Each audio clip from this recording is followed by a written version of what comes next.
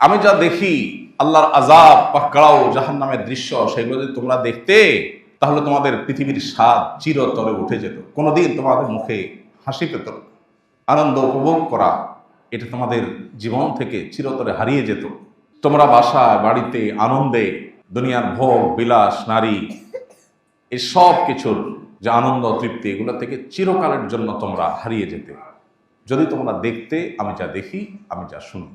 রজব মাস আসলেই আমাদের স্মৃতিতে ভেসে ওঠে মেয়ারাজের কথা।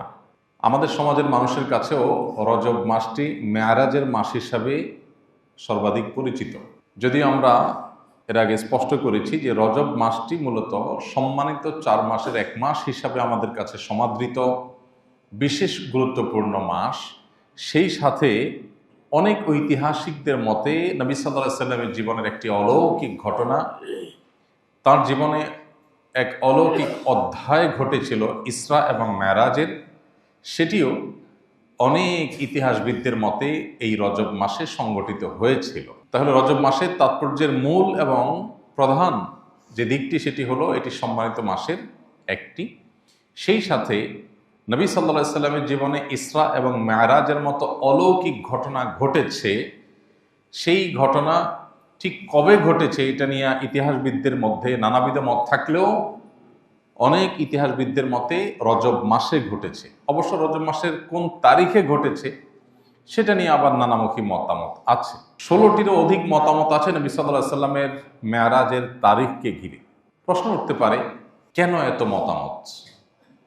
নবীজি সাল্লাল্লাহু আলাইহি সাল্লামের মেরাজ এবং ইসরার ঘটনা ঘটেছে, এটি যখন মহাসত্য, দিনের আলোর মতো পরিষ্কার, বহু বিশুদ্ধ হাদিসে এটি প্রমাণিত, স্বয়ং কোরআনে আল্লাহ রাব্বুল আলামিন ইসরা সম্পর্কে আলোকপাত করেছেন, তাহলে যেই তারিখে এটি ঘটেছে, যেই রাতের কথা আল্লাহ কোরআনে বলেছেন, সেই তারিখটি, সেই রাতটি কোন তারিখ ছিল এটা কেন সংরক্ষিত না, বা এ বিষয়ে কেন বিশুদ্ধ হাদিসে কোনো বর্ণনা পাওয়া যায় না? ইতিহাসবিদরা বিভিন্নভাবে তারা ধারণা করে, বিভিন্ন ক্লু থেকে তারা নানাবিধ তারিখের কথা বলছেন কেন। এর উত্তর হলো, যেই তারিখের সাথে বিশেষ কোনো করণীয় বা বর্জনীয় বিষয় সংশ্লিষ্ট থাকে, অর্থাৎ যেই দিবসে কিছু করতে হবে অথবা কিছু ছাড়তে হবে, এরকম স্পেসিফিক কোনো নির্দেশনা কোরআন বা সুন্নায় দেওয়া হয়েছে, ওই তারিখটি সংরক্ষণে সাহাবা একরামের কোনো ত্রুটি, কোনো কার্পণ্য ছিল না। কিন্তু যেই ঘটনা বা যেই তারিখকে কেন্দ্র করে ইমানদারদের জন্য বিশেষ কোনো কর্মসূচি নেই, বিশেষ কোনো করণীয় বর্জনীয় নেই, সেই তারিখটা ঠিক কবে এটার সংরক্ষণ নিয়ে সাহাবা একরামের বিশেষ কোনো মনোযোগ বা বিশেষ কোনো আগ্রহ সচরাচর থাকতো না। এর অন্যতম কারণ হলো, আজ থেকে সেই 1450 বছর আগের বিশ্ব বাস্তবতায় মানুষ আজকাল যেরকম দিবস কেন্দ্রিকতার মধ্য দিয়ে আমাদের জীবন আমরা পার করি, তখন দিবস কেন্দ্রিকতা এতটা ছিল না। বেশি আগে যেতে হবে না, 1450 বছর তো বহু পূর্বের কথা। আমরা আমাদের সমাজ বাস্তবতা যদি তাকাই, দেখতে পাবো যে অনেক মুরব্বী আছেন বা 40-50-এর বেশি বয়স যাদের অনেকেই আছেন, তার জন্মের এক্সাক্ট তারিখটা কত তিনি বলতে পারবেন না, কিন্তু তার ছেলে মেয়ের জন্ম তারিখ প্রত্যেকটা একেবারে ছোটস্থ মুখস্থ। আমি কি সঠিক বলেছি? কারণ কি? পেটে ভাতই ছিল না, জন্মদিবস করতে পালন করবে, ভাত জোগাড় করতে কষ্ট হয়েছে, আবার জন্মদিবসে কেক কাটবে, এই সুযোগ ছিল না। আর এখন যেহেতু কেক কাটাকাটির ব্যাপার আসছে, কালচার আসছে, খ্রিস্টানদের ভায়া হয়ে আমাদের মধ্যে আসছে, অগ্নি প্রযুক্ত থেকে খ্রিস্টানদের কাঁধে, তাদের থেকে মুসলমানরা জেনে হোক না জেনে হোক, জেনে হোক না জেনে হোক, বুঝে হোক না বুঝে হোক, সেটাকে আজ ধারণ করছে। এখন আমাদের পেটে ভাত তরকারি হয়ে মাশাআল্লাহ কেক কাটার টাকাও আছে। যেহেতু আছে, অতএব ছেলে কবে জন্ম নিল, মেয়ে কবে জন্মদিন হলো, জন্মদিবস উপলক্ষে তাকে উইশ করা, এগুলো এখন আমাদের জীবনের বাস্তবতায় পরিণত হয়েছে। এছাড়াও যেহেতু অফিসিয়ালি জন্ম নিবন্ধন করতে হয়, পাসপোর্ট বানাতে হয়, সার্টিফিকেটের জন্য স্কুল কলেজে মাদ্রাসায় দিতে হয়, সেজন্য খুব সঙ্গত কারণেই এখন জন্মের তারিখটা আমরা সংরক্ষণ করছি, অথচ আমরা অনেকে আছে যে নিজের জন্ম তারিখটা কবে এটা আমরা বলতে পারবো না, কারণ তখন এতটা নিড এটার ছিল না। তাহলে এবার 1450 বছর আগে যদি আপনি চলে যান, তাহলে এই নিড বিন্দু পরিমাণও ছিল না। এই কারণে সাহাবায়ে কেরাম যেটা সংরক্ষণ করা দরকার ওইটা করতে কোনো কার্পণ্য করতেন না। নবী করিম সাল্লাল্লাহু আলাইহি ওয়াসাল্লামের কোনো হাদিস, দীর্ঘ হাদিস, অনেকগুলো পয়েন্ট বলেছেন, এমন মনোযোগ নিয়ে সাহাবায়ে কেরাম শুনতেন যে বিভিন্ন হাদিস থেকে আবু হুরায়রা রাদিয়াল্লাহু তাআলা আনহু অন্যান্য সাহাবীদের হাদিস শ্রবণে তাদের মনোযোগিতাকে স্পষ্ট করতে গিয়ে, বোঝাতে গিয়ে উদাহরণ দেওয়া হয়েছে যে একটা গাছের উপর যেরকম পাখি এসে বসে, সাহাবীরা এরকম পিনপতন নীরব হয়ে, এরকম পরিপূর্ণ স্তব্ধ হয়ে, নড়াচড়া বাদ দিয়ে, শতভাগ মনোযোগ দিয়ে, ফোকাস দিয়ে নবী সাল্লাল্লাহু আলাইহি ওয়াসাল্লামের কথা শুনতেন, যে পাখির জন্য এটা অনুমান করা কঠিন হতো যে এটা মানুষ না কোনো গাছ। এইভাবে মনোযোগ দিয়ে তারা শুনতেন। তাহলে যেটা সংরক্ষণ করা দরকার সেটা তারা ঠিকই সংরক্ষণ করেছেন, কিন্তু যে বিষয়গুলো সংরক্ষণের সাথে কোনো করণীয় বর্জনীয় ব্যাপার স্যাপার নাই, শরীয়তের কোনো নির্দেশনা নাই, আজকাল যেরকম আমরা শখের বসে অনেক তারিখ সংরক্ষণ করি, এগুলো সাহাবীদের মধ্যে ছিল। তো যে জায়গাটা আমরা ছিলাম মূলত সেটা হলো নবী করিম সাল্লাল্লাহু আলাইহি ওয়াসাল্লামের মেরাজ। এটি ঘটেছে, বহু বিশুদ্ধ হাদিস দ্বারা এটি প্রমাণিত। সশরীরে তার মেরাজ হয়েছে, স্বপ্নযোগে হয়নি। অনেকে বলে স্বপ্নযোগে হয়েছে। স্বপ্নযোগে যদি হতো তাহলে মক্কার মুশরিকরা তো অস্বীকার করতো না। স্বপ্নে তো মানুষ 5 মিনিট ঘুমাইলে ওই 5 মিনিট স্বপ্নের মধ্যে আমেরিকা চলে যাবার চলে আসে। সম্ভব কি? সম্ভব না। নবী সাল্লাল্লাহু আলাইহি ওয়াসাল্লাম মেরাজে রাতে মক্কা থেকে বাইতুল মাকদিস, সেই সুদূর ফিলিস্তিন মক্কা থেকে, সেখান থেকে আবার ঊর্ধ্বাকাশ হয়ে সপ্তাকাশ একটা একটা করে ভ্রমণ করে আসমানে গিয়ে জান্নাত জাহান্নাম দেখে, সিদরাতুল মুনতাহা, বাইতুল মামুর, বিভিন্ন নবীদের সাথে সাক্ষাৎ, সব কিছু করে আবার ব্যাক করেছেন মুহূর্তের মধ্যে, রাতের মধ্যে। মক্কার মুশরিকদের কাছে এটা অবিশ্বাস্য ছিল। কিভাবে সম্ভব এটা তাদের বুঝতে অসুবিধা হচ্ছিল। এজন্য তারা অবিশ্বাস করেছে।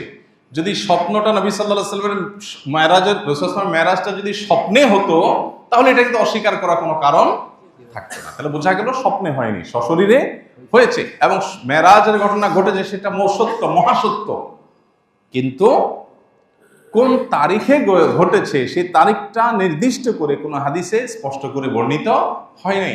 কারণ আমি এতক্ষণ ব্যাখ্যা করলাম কেন তারিখটা সংরক্ষণ হয়নি। ভাইরা আমার, তাহলে নবী সাল্লাল্লাহু আলাইহি ওয়াসাল্লামের মেরাজ হয়েছে। মেরাজের দুটি পার্ট, একটা হলো মক্কা থেকে বাইতুল মাকদিস পর্যন্ত, এটাকে বলা হয় ইসরা। এটা কোরআনে বর্ণিত হয়েছে। আল্লাহ বলেছেন সুবহানাল্লাযী আসরা বিআবদিহি লাইলাম মিনাল মাসজিদিল হারামি ইলাল মাসজিদিল আকসাল্লাযী বারাকনা হাওলা। ওই আল্লাহ পবিত্র, সকল প্রকার অভিযোগ, অনুযোগ, মক্কার মুশরিকদের সন্দেহ, সংশয়ের ঊর্ধ্বে, যিনি তার বান্দা মুহাম্মদ সাল্লাল্লাহু আলাইহি ওয়াসাল্লামকে রাতের কিছু অংশে, মুহূর্তের মধ্যে মক্কা থেকে অলৌকিকভাবে বাইতুল মাকদিসে, মসজিদে হারাম মক্কা থেকে বাইতুল মাকদিস, সেখানে আল্লাহ তাআলা নিয়ে গেছেন। এটুকু কোরআনে বর্ণিত আছে। সেখানে আল্লাহ তাআলা বিভিন্ন নবী রাসূলদের অলৌকিকভাবে তাদেরকে উপস্থিত করেছেন, তাদের ইমামতি নবী সাল্লাল্লাহু আলাইহি ওয়াসাল্লাম করেছেন। তারপর সেখান থেকে আল্লাহ রাব্বুল আলামিন তাকে ঊর্ধ্বাকাশ ভ্রমণ করিয়েছেন। তো একটা পার্ট তো কোরআনেই আছে, এটাকে অস্বীকার করলে ইমানই থাকবে না। আর বাকি পার্ট বিশুদ্ধ হাদিসে আছে। দেখুন, এখন মানুষ মহাকাশ ভ্রমণ করছে, মানুষ মহাশূন্য আবিষ্কার করেছে, মহাশূন্যে মানুষ গমন করছে, মহাকাশে মানুষ যাচ্ছে, সেখানে স্টেশন স্থাপন করছে। এই জিনিসগুলো আজ থেকে 1450 বছর আগের পৃথিবীর মানুষ কখনো কল্পনাও করে। তখনকার মানুষকে যদি বলা হতো যে মানুষ চাঁদে যাবে, সবাই পাগল বলতো না? নবী করিম সাল্লাল্লাহু আলাইহি সাল্লামকে যে আল্লাহ তাআলা ঊর্ধ্বাকাশে নিয়ে গেছেন, যে মানুষ আল্লাহর সৃষ্টি, তার ব্রেইন, বুদ্ধি, মেধা দিয়ে যদি মানুষ মহাকাশে যেতে পারে, আরো 1000 বছর 2000 বছর পরের পৃথিবীতে মানুষ না জানি আরো কোথায় যায়, তাহলে এই মানুষের মেধার, ব্রেইনের সৃষ্টিকর্তা আল্লাহ তাআলা তার রাসূলকে মুহূর্তের মধ্যে সব কিছু করে তারপর আবার দুনিয়াতে পাঠানো কি সম্ভব না অসম্ভব? মানে এটা যে সম্ভব সেটা মানতে কি খুব জোর করে মানাইতে হয়? আজকে বিজ্ঞান যেটা পেরেছে, সম্ভব করে দিয়েছে, এটা দেখে বিজ্ঞানের সৃষ্টিকর্তা আল্লাহ তাআলা কি পারেন, তার কাছে কোনো সীমাবদ্ধতা বলতে যে কিছু নাই, সে বিষয়ে বোঝার জন্য আলহামদুলিল্লাহ আল্লাহ তাআলার দেওয়া কমন সেন্স আর সুস্থ মস্তিষ্কই যথেষ্ট। এরপরও যদি 2024-25 পৃথিবীতে এসেও যদি আমরা কেউ ইমানদার না হই, আমরা যদি কেউ ইমান আনয়ন করতে না পারি, আমাদের ইমান যদি সুদৃঢ় না হয়, আল্লাহর প্রতি অগাধ বিশ্বাস যদি না হয়, তাহলে এটা আমাদের দুর্বলতা, এটা আমাদের দুর্ভাগ্য, এটা আমাদের দুর্বলতা এবং ত্রুটি। এই জন্য আল্লাহ তাআলা ইসরার ঘটনা বলতে গিয়ে শুরুতে বলেছেন সুবহানাল্লাযী আসরা, যে আল্লাহ তাআলা রাত্রিকালীন এই অলৌকিক ঘটনা ঘটিয়েছেন। তোমরা যে সন্দেহ সংশয় করছো মক্কার মুশরিকেরা, এগুলোর থেকে আল্লাহ অনেক ঊর্ধ্বে, তোমরা চিন্তাও করতে পারো না। এগুলো আল্লাহর জন্য কোনো ইস্যুই না, কোনো ব্যাপারই না। ভাইরা আমার, তো নবী করিম সাল্লাল্লাহু আলাইহি সাল্লামকে আল্লাহ রাব্বুল আলামিন এই মেরাজের যে ঘটনা তাকে আল্লাহ তাআলা ঘটিয়েছেন তার জীবনে, এটি কেন ঘটিয়েছেন? এর একটি কারণ, অনেক কারণের ভিতরে একটি কারণ হলো, আমরা জানি নবী করিম সাল্লাল্লাহু আলাইহি সাল্লামের জীবনে একটি বছর ছিল খুব কষ্টের বছর, যে বছরকে বলা হয় আমাল হুজন, পেরেশানির বছর, কষ্টের বছর। সেই বছরটা ছিল ওই বছর যে বছরে নবী সাল্লাল্লাহু আলাইহি সাল্লাম তার ঘরের আপনজন এবং বাইরের একমাত্র আশ্রয়দাতা দুজনকে হারিয়েছেন। তার ঘরের আশ্রয়দাতা ছিলেন, ঘরে সান্ত্বনা দানকারী ছিলেন খাদিজা রাদিয়াল্লাহু তাআলা আনহা, আর বাইরের সান্ত্বনা দানকারী ছিলেন চাচা আবু তালেব। দুজনকে হারিয়েছেন। আর মক্কার মুশরিক তায়েফদের মুশরিকদের নির্যাতনে, নিষ্পেষণে ক্লিষ্ট, পরিশ্রান্ত এবং মনোবেদনায় তিনি খুব কষ্ট পাচ্ছিলেন। তার জীবনের সবচেয়ে কষ্টের বছরে আল্লাহ রাব্বুল আলামিন তাকে সান্ত্বনা দেবার জন্য, তার মনোবেদনা দূর করবার জন্য আল্লাহ তাআলা তাকে কাছে ডেকে নিয়ে গেছেন, জান্নাত দেখিয়েছেন। জান্নাত দেখার পর একজন ইমানদার, যেটা কখনো কেউ কোনোদিন দেখতে পায় না, কল্পনা করে না, এই সৃষ্টি জগতে কোনো কিছুর সাথে যেটা কোনো তুলনা চলে না, সেই জান্নাত অবলোকন করতে পারাটাও মানুষের জীবনের সবচেয়ে বড় সুখ। আল্লাহ তাআলা সেই জিনিসটা নবী সাল্লাল্লাহু আলাইহি ওয়াসাল্লামকে দান করলেন। আল্লাহর সান্নিধ্যে আল্লাহ নিয়ে গেলেন, এক একটা আসমানে এক একজন নবীর সাথে সাক্ষাৎ করালেন। তারপর আল্লাহ রাব্বুল আলামিন নবী সাল্লাল্লাহু আলাইহি ওয়াসাল্লামকে সিদরাতুল মুনতাহা, ঊর্ধ্বাকাশের শেষ সীমানা, যেখানে বিশাল বড় একটা বড়ই বৃক্ষ আছে, সেটা দুনিয়ার এই গাছগুলোর আকারের বা সাইজের না, নামে হয়তো বলেছে, তার প্রকৃতি, তার আকার, সেগুলোর সাথে এগুলোর কোনো তুলনা নেই। সেটা হলো সীমানা ঊর্ধ্বাকাশের। আল্লাহ রাব্বুল আলামিনের সৃষ্টি জগতের মধ্যে জিবরিল সহ অন্য কোনো ফেরেশতা ওইটা ক্রস করে আর আল্লাহর আরশ বা উপরে আর যেতে পারে না। আল্লাহ তাআলা সেখানেও নবী সাল্লাল্লাহু আলাইহি সাল্লামকে নিয়েছেন, তার সাথে কথোপকথন করেছেন, তাকে অনেক উপহার দিয়েছেন, নেয়ামত দিয়েছেন, আবার তাকে ফেরত পাঠিয়েছেন। এগুলো সবই ছিল ওই যে পেরেশানির বছরে তার মনোবেদনা দূর করবার জন্য আল্লাহর পক্ষ থেকে উপহার, পুরস্কার। ভাইরা আমার, প্রিয় নবী সাল্লাল্লাহু আলাইহি সাল্লাম মেরাজে কি কি দেখেছেন? প্রথমত তিনি দেখেছেন জিবরিল আলাইহিস সালামকে তার আপন আকৃতিতে, এবং নবী সাল্লাল্লাহু আলাইহি সাল্লাম জিবরিলকে তার মূল আকৃতিতে এর আগেও দেখেছেন। আল্লাহ রাব্বুল আলামিন ফেরেশতা জিবরিলকে 600 ডানা দিয়েছেন। কত ডানা? প্রত্যেকটা ডানা যতদূর মানুষের চোখ যায় ততদূর বিস্তৃত, এত বিশাল। এরকম 600 ডানা আল্লাহ তাআলা দিয়েছেন। এই বিশাল বড় সৃষ্টি আল্লাহ তাআলা তার মূল আকৃতিতে আল্লাহ তাআলা নবী সাল্লাল্লাহু আলাইহি সাল্লামকে দেখার সুযোগ দিয়েছেন এই মেরাজ। মেরাজে নবী সাল্লাল্লাহু আলাইহি সাল্লাম প্রত্যেক আকাশে এক একজন নবীর সাথে সাক্ষাৎ করেছেন। যত নবী রাসূল তাঁর আগে পৃথিবী থেকে গত হয়েছেন, আল্লাহ তাআলা তাদেরকে বিভিন্ন আকাশে উপস্থিত রেখেছেন। সেটা কি তাদের রূহের কোনো বিশেষ উপস্থিতি, না দেহ সহ রূহের কমপ্লিট উপস্থিতি, তার ধরন প্রকৃতি কি, সেটা আল্লাহ তাআলা ভালো জানেন। হাদিস থেকে শুধু আমরা এটুকু জানি যে নবী করিম সাল্লাল্লাহু আলাইহি সাল্লাম সপ্তাকাশের প্রত্যেকটি আকাশে এক বা একাধিক নবী বা রাসূলের সাথে সাক্ষাৎ করেছেন। যেমন প্রথম আকাশ যেটি, এটিতে নবী সাল্লাল্লাহু আলাইহি সাল্লাম সাক্ষাৎ করেছেন আদম আলাইহিস সালামের সাথে, আদি পিতা। দ্বিতীয় আকাশে নবী সাল্লাল্লাহু আলাইহি সাল্লাম সাক্ষাৎ করেছেন আল্লাহ নবী ঈসা আলাইহিস সালামের সাথে। তৃতীয় আকাশে নবী সাল্লাল্লাহু আলাইহি সাল্লাম সাক্ষাৎ করেছেন আরেক নবী আল্লাহ তাআলা ইউসুফ আলাইহিস সালামের সাথে। চতুর্থ আকাশে নবী করিম সাল্লাল্লাহু আলাইহি সাল্লাম সাক্ষাৎ করেছেন আল্লাহ নবী ইদ্রিস আলাইহিস সালামের সাথে। পঞ্চম আকাশে নবী করিম সাল্লাল্লাহু আলাইহি সাল্লাম সাক্ষাৎ করেছেন আল্লাহ নবী হারুন আলাইহিস সালামের কাছে সাথে। আর ষষ্ঠ আকাশে নবী সাল্লাল্লাহু আলাইহি সাল্লাম সাক্ষাৎ করেছেন মূসা আলাইহিস সালামের সাথে। এবং সপ্তাকাশে নবী সাল্লাল্লাহু আলাইহি সাল্লাম সাক্ষাৎ করেছেন ইব্রাহিম আলাইহিস সালামের সাথে। তাহলে আদম আলাইহিস সালাম, ঈসা আলাইহিস সালাম, ইউসুফ আলাইহিস সালাম, ইদ্রিস আলাইহিস সালাম, হারুন আলাইহিস সালাম, মূসা আলাইহিস সালাম এবং ইব্রাহিম আলাইহিস সালাম। সাত আকাশে সাতজন বড় এবং বিশিষ্ট নবী রাসূলদের সাথে নবী সাল্লাল্লাহু আলাইহি ওয়াসাল্লাম সাক্ষাৎ করেছেন। এই সাক্ষাতে তাদের সাথে মত বিনিময়ের, তাদের সাথে কুশল বিনিময়ের, তাদের কাছ থেকে দোয়া লাভ করার নানাবিধ সৌভাগ্যে নবী সাল্লাল্লাহু আলাইহি ওয়াসাল্লামকে আল্লাহ তাআলা ধন্য করেছেন। তৃতীয়ত নবী সাল্লাল্লাহু আলাইহি ওয়াসাল্লাম এই মেরাজে হাউজে কাউসার যেটি আল্লাহ তাআলা তাকে দান করবেন কিয়ামতে, তার সুন্নাহর অনুসারী যারা বেদাত এবং শিরক থেকে যারা বেঁচে থাকেন সেই ইমানদারদেরকে নবী সাল্লাল্লাহু আলাইহি ওয়াসাল্লাম যে হাউজ থেকে নিজে হাতে পান করাবেন, যে হাউজে কাউসারের অগণিত পান করার বিশাল ব্যবস্থাপনা থাকবে। সকল ইমানদারদেরকে আল্লাহ তাআলা সেখান থেকে, নবী সাল্লাল্লাহু আলাইহি ওয়াসাল্লামের সুন্নাহর অনুসারীদেরকে আল্লাহ তাআলা সেখান থেকে পানি পান করাবেন। যে সে পানি পান করবে লা ইয়াজমাউ আবাদা, জান্নাতে প্রবেশের আগ পর্যন্ত তার আর কখনো পিপাসা পাবে না। অথচ কিয়ামতে সূর্য মানুষের খুবই নিকট অবস্থান করবে, যার কারণে পিপাসায় মানুষ পাগল পড়া থাকবে, কিন্তু মৃত্যু আসবে না। ওই সময়টাতে আল্লাহ তাআলা যে হাউজে কাউসার দান করবেন নবীজিকে, মেরাজে সে হাউজে কাউসার তাকে দেখিয়েছেন। এটা অনেক বড় সৌভাগ্য এবং নেয়ামত ছিল তার জন্য।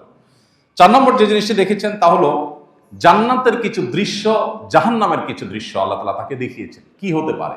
এখন প্রশ্ন উঠতে পারে, জান্নাত জাহান্নাম কি অলরেডি সৃষ্ট? উত্তর হলো হ্যাঁ। এটাই আহলে সুন্নাহ ওয়াল জামাআর আকীদা।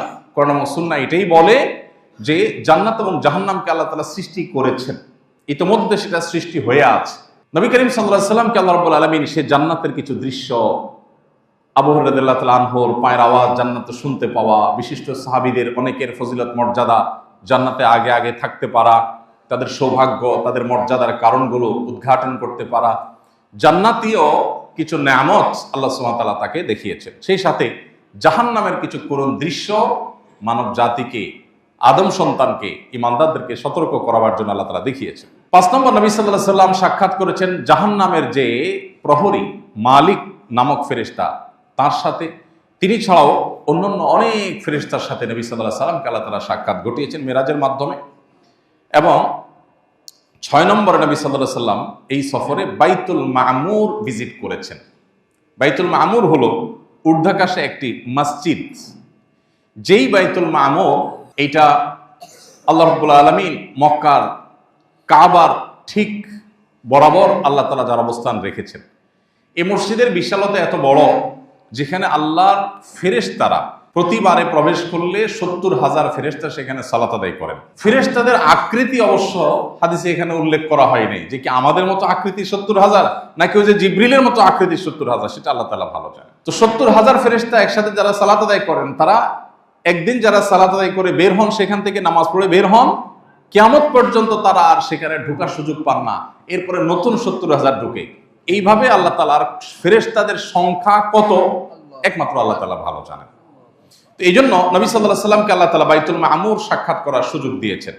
7 নম্বর, নবী সাল্লাল্লাহু আলাইহি ওয়াসাল্লামকে আল্লাহ তাআলা সিদরাতুল মুনতাহা এটা ভিজিট করার সুযোগ দিয়েছেন, যেটা কথা একটু আগে বলছিলাম যে ঊর্ধ্বাকাশের, ঊর্ধ্ব জগতের সর্বশেষ যে এন্ডিং পয়েন্ট, বর্ডার, যেটা কোনো ফেরেশতারও ক্রস করবার সুযোগ নেই, জিবরিলের যাওয়ার সুযোগ নেই, সেখানে আল্লাহ রাব্বুল আলামিন নবী সাল্লাল্লাহু আলাইহি ওয়াসাল্লামকে নিয়েছেন এবং আল্লাহর সাথে একান্তে কথা বলার সুযোগ দিয়েছেন। জিবরিলও যেটা ক্রস করতে পারেন, আল্লাহ তাআলা তাকে সেটা ক্রস করে আল্লাহর কাছাকাছি আল্লাহ তাআলা নিয়েছেন এবং তাকে এই নিয়ামতগুলো দেখিয়েছেন।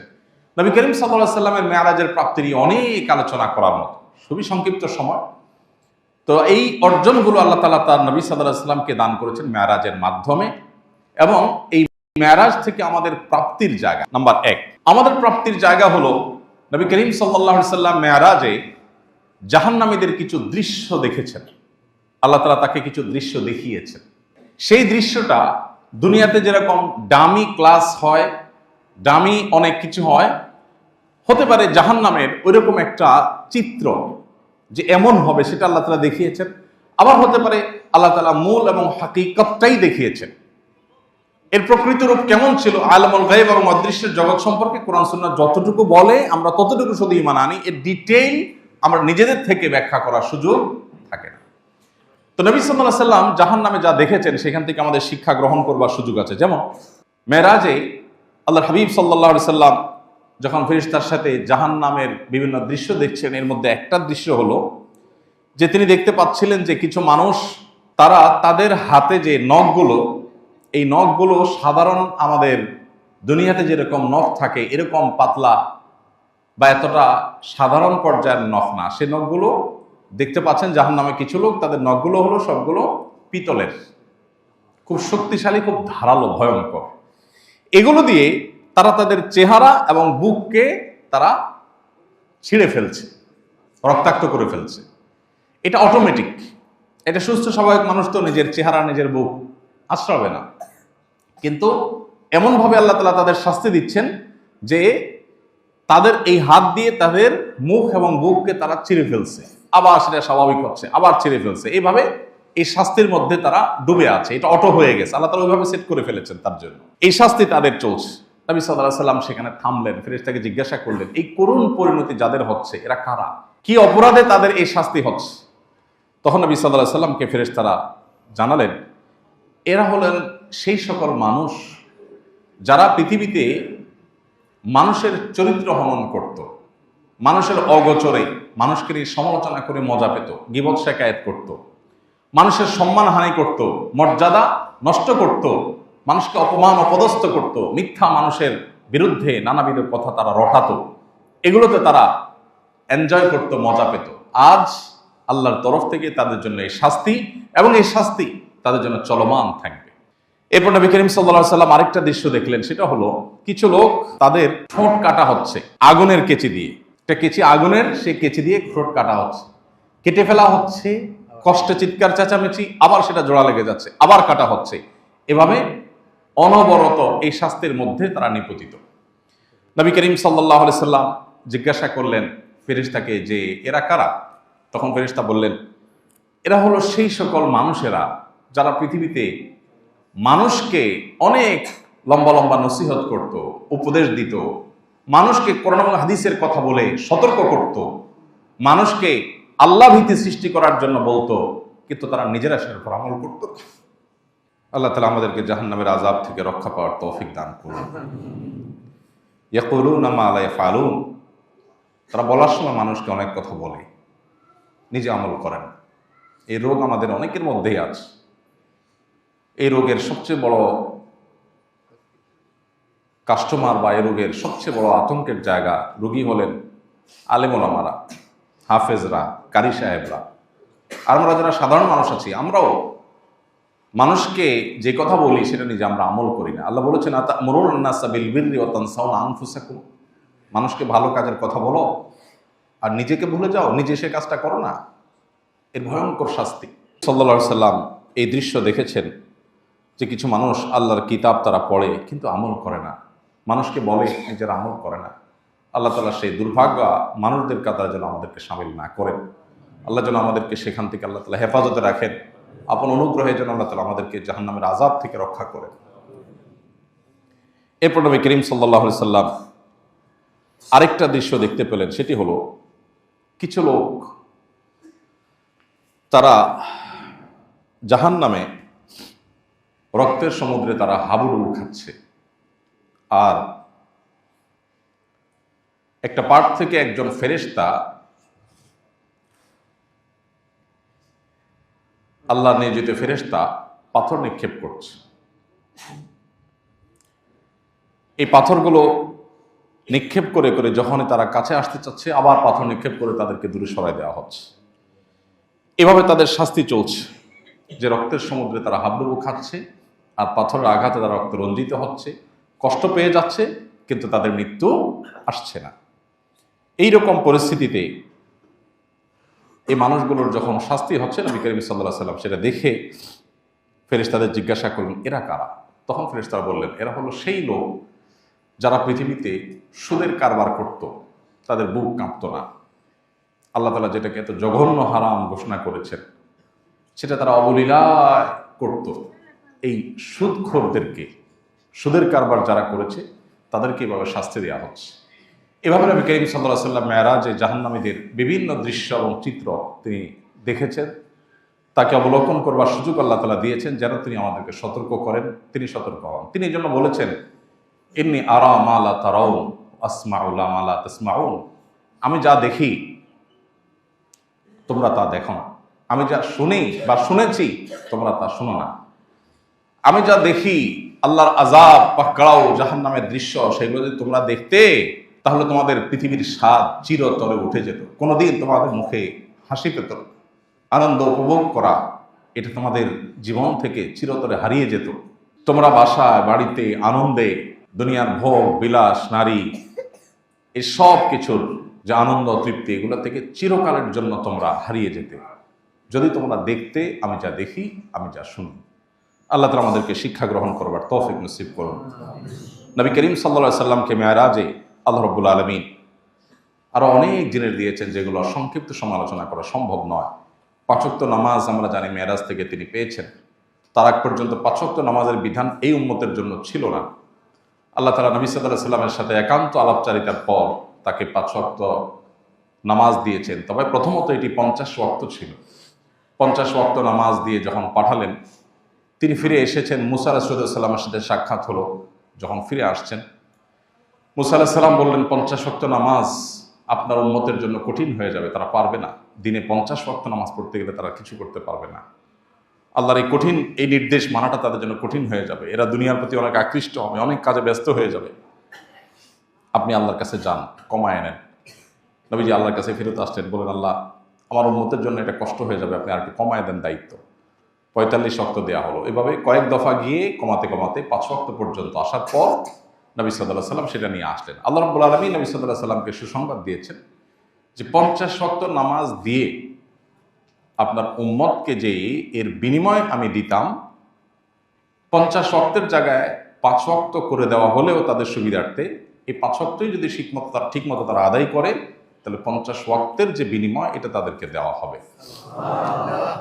নবী করিম সাল্লাল্লাহু আলাইহি সাল্লামের সাথে তিরমিজি বর্ণিত হাদিসে আমরা জানি যে ইব্রাহিম আলাইহিস সালামের সাথে সাক্ষাৎ হয়েছে যখন মেরাজে, তখন ইব্রাহিম আলাইহিস সালাম তার সাথে সাক্ষাৎ হওয়ার পর ইব্রাহিম আলাইহিস সালাম নবী সাল্লাল্লাহু আলাইহি সাল্লামকে বলেছেন, তোমার উম্মতকে আমার পক্ষ থেকে সালাম পৌঁছাবা।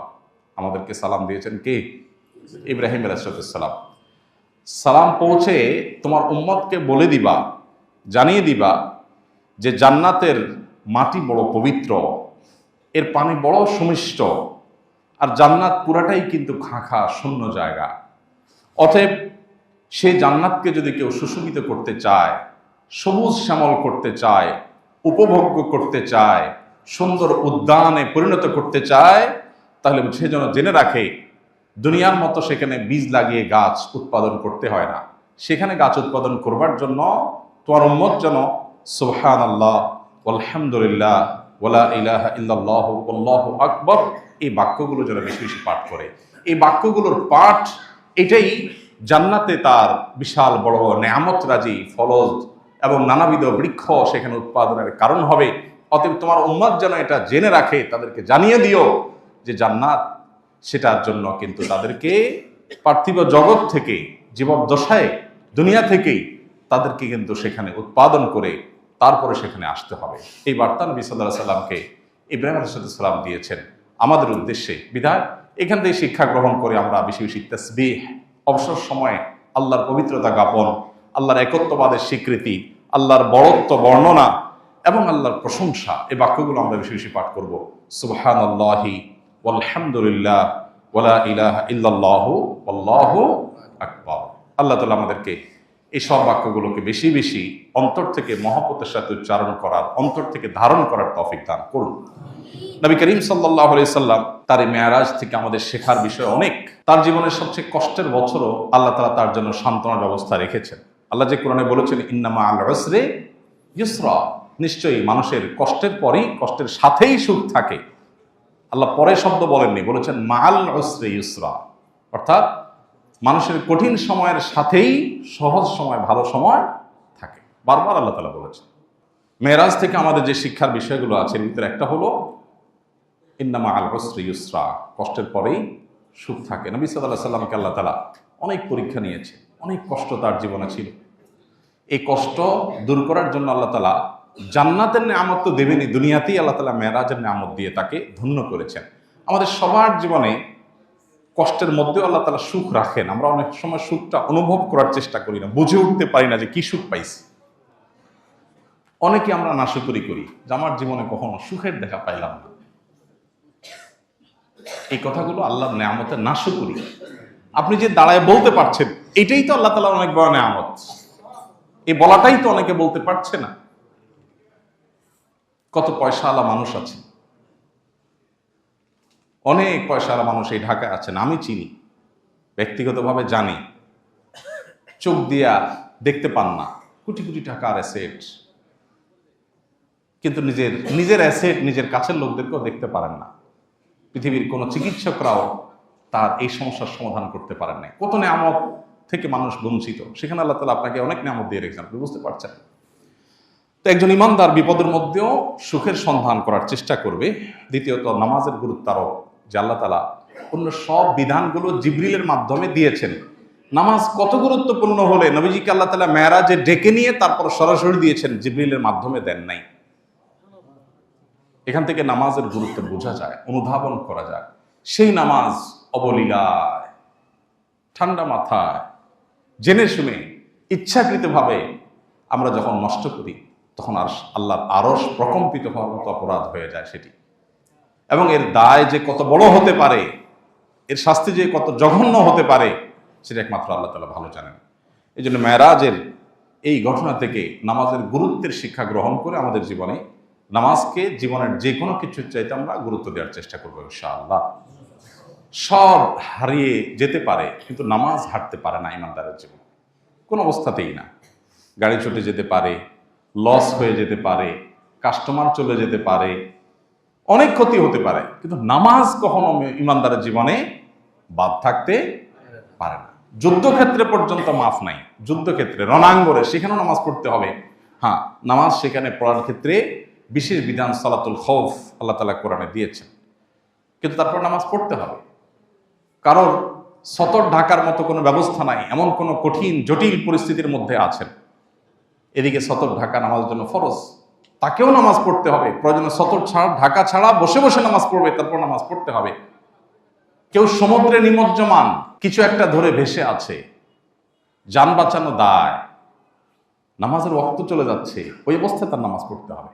কেবলার দিকে ফিরে স্থির থাকার মতো অবস্থা নাই, ঢেউ তাকে অনবরত নাড়িয়ে দিচ্ছে, তাহলে যেদিকে সম্ভব ওইদিকে ফিরে নামাজ পড়বে, তারপর তাকে নামাজ পড়তে হবে। একজন মানুষ দাঁড়িয়ে নামাজ পড়তে পারছে না, তাকে বসে পড়তে হবে। বসে পড়তে পারছে না, শুয়ে পড়তে হবে। অঙ্গ প্রত্যঙ্গ, মাথা হাত নাড়াতে পারছে না, মনে মনে পড়তে হবে। মাফ নাই, ওযু করার ক্ষমতা নাই, পানি নাই, তায়াম্মুম করবে। মাটিতে থাকুক আর আকাশে বিমানে থাকুক, রেলে থাকুক আর বাসে থাকুক, নামাজ কখনো মাফ নাই। প্রত্যেকটা বিধানের বিকল্প আছে। রমজানে রোজা রাখতে পারছেন না কারণ আপনি সফরে আছেন, ট্যুরে আছেন, শরীয়ত বলেছে অসুবিধা নাই, পরে রাখি দিও। কিন্তু নামাজের ক্ষেত্রে এটা বলে নাই যে সফরে আসো, কষ্ট হচ্ছে, ঠিক আছে নামাজ না রাখলে চলবে বা পরে পড়লে চলবে না, সময় মতো আদায় করতে হবে। আল্লাহ তাআলা নামাজের গুরুত্ব আমাদেরকে বুঝার তৌফিক দান করুন।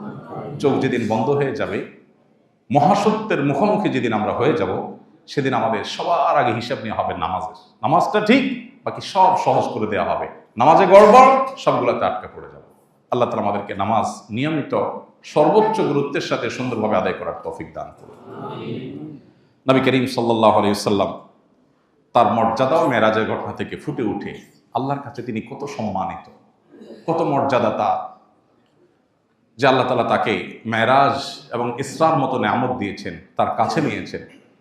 কোন নবী রাসূলকে আল্লাহ তাআলা এই নেয়ামত দেন নাই। মুসা আলাইহিস সালামের সাথে আল্লাহ কথোপকথন করেছেন, সেজন্য তিনি কালিমুল্লাহ।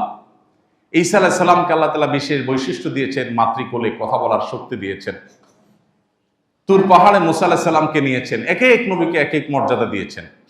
মুহাম্মদ সাল্লাল্লাহু আলাইহি সাল্লাম একমাত্র নবী, একমাত্র রাসূল যাকে আল্লাহ তাআলা স্বয়ং তার কাছে নিয়ে সম্মানিত করেছেন, মর্যাদা দিয়েছেন।